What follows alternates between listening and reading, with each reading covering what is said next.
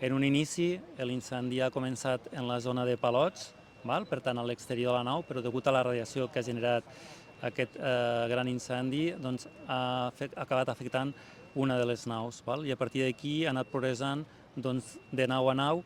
Les naus són d'estructura metàl·lica, això impedeix que puguem treballar des de l'interior pel risc de col·lapse i, per tant, totes les tasques d'extinció s'estan fent des de l'exterior de la instal·lació.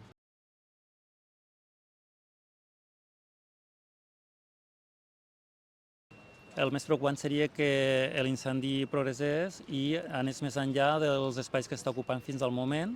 A banda tenim un dipòsit d'amoníac que estem monitoritzant per evitar que pugui haver-hi qualsevol fuita o qualsevol problema amb aquest dipòsit.